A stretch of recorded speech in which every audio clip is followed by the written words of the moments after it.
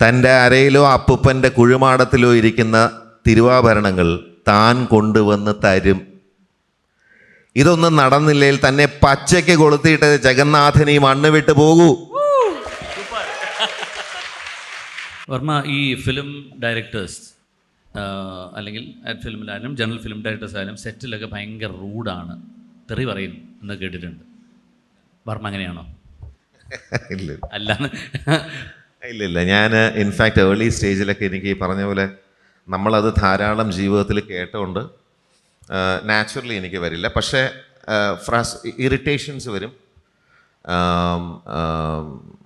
ഉള്ളിൽ ചിലപ്പം എന്താ അറിയാം, നമ്മൾ വളരെ സ്പെസിഫിക് ആയിട്ടൊരു കാര്യം ഇപ്പോൾ ഒരു പ്രൊഡക്ഷൻ ഡിസൈനർ ഇത് പറയുകയാണ്, അത് വളരെ നേരത്തെ അതിൻ്റെ ഡീറ്റെയിൽഡായിട്ട് അതിൻ്റെ കളർ പാലറ്റ് വെച്ചിട്ട് ഇപ്പോൾ ഫാബ്രിക്കിൻ്റെ റെഫറൻസ് ആണെങ്കിലും അല്ലെങ്കിൽ ജനറലി ഒരു ടോൺ റെഫറൻസ് വളരെ ഡീറ്റെയിൽഡായിട്ട് ഞാൻ ഓരോ കാര്യങ്ങൾ പറഞ്ഞ് കൊടുത്തിട്ട് ഇൻഫാക്റ്റ് അതിന് മാറ്റങ്ങളുള്ള സമയം നമുക്കൊട്ടും സമയമില്ല ആ സമയത്ത്.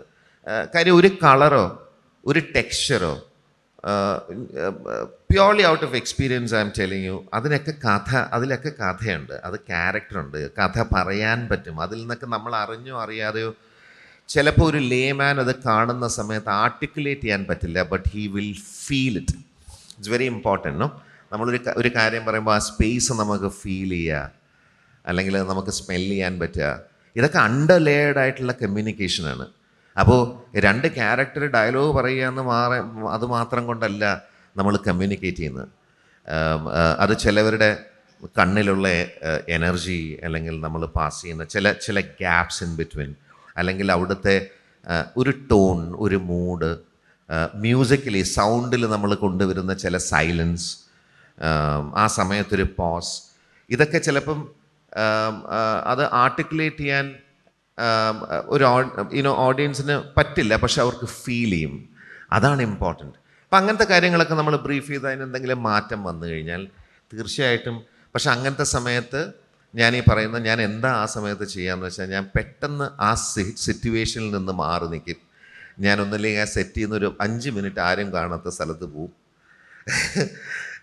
എന്നിട്ട് ഞാൻ ഇറ്റ്സ് ഓക്കെ, ഇനിയിപ്പോൾ what is the best thing to do, ഞാൻ തന്നെ തിരിച്ചു വന്ന് ആരോടും ചോദിക്കാതെ പറ്റുമെങ്കിൽ ഞാൻ തന്നെ ഫിക്സ് ചെയ്യുമെങ്കിൽ അതങ്ങോട്ട് ഫിക്സ് ചെയ്യും, എന്നിട്ട് ഷൂട്ട് ചെയ്യും.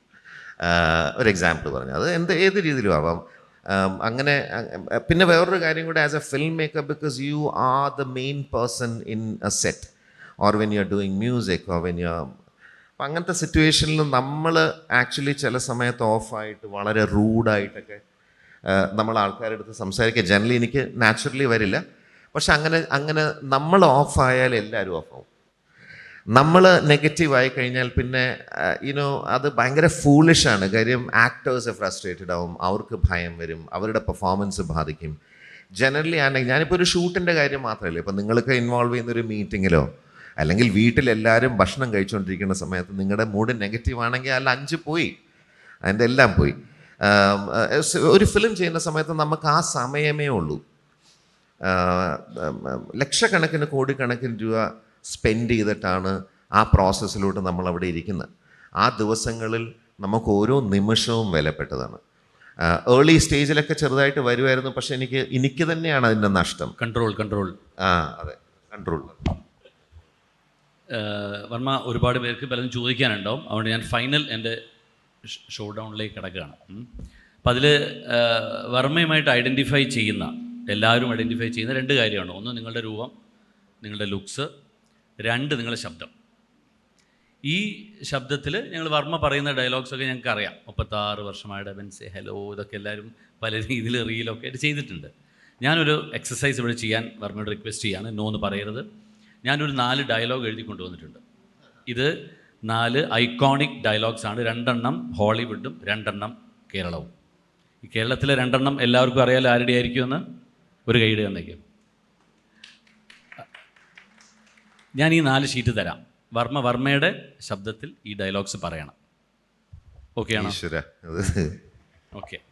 ഈ ഡയലോഗ് ഞാൻ വായിക്കണോ അത് നിങ്ങൾ തന്നെ വായിക്കുമോ? വായിച്ച ആൾക്കാർക്ക് മനസ്സിലാവും. ഞാൻ ഈ 4 ഷീറ്റ് മറിച്ച് പറയണേ. ആദ്യത്തേത് ഹോളിവുഡ് ഡയലോഗാണ്. മെർലൻ ബ്രാൻഡോൻ്റെ ഗോഡ് ഫാദറിൽ അദ്ദേഹത്തിൻ്റെ ഡയലോഗാണ്.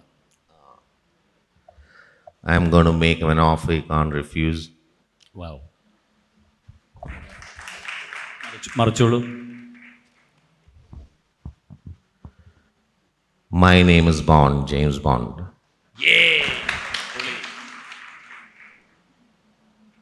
അടുത്തത് മെഗാസ്റ്റാറിൻ്റെയാണ്. കൊച്ചി പഴയ കൊച്ചി അല്ലെന്ന് അറിയാം, പക്ഷെ ബിലാൽ പഴയ ബിലാൽ തന്നെ. ബ്യൂട്ടിഫുൾ. ലാസ്റ്റ് വൺ, അത് കുറച്ചുണ്ടേ.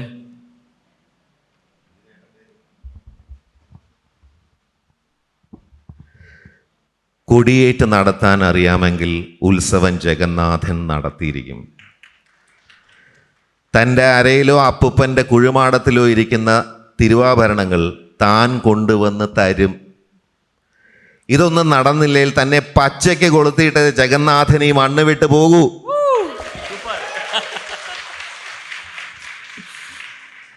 ഇത് വർമ്മ എവിടെയും ചെയ്യാത്ത ഫ്രഷ് ഐറ്റമാണ്. ഇത് ഞങ്ങൾ ആഘോഷിക്കും.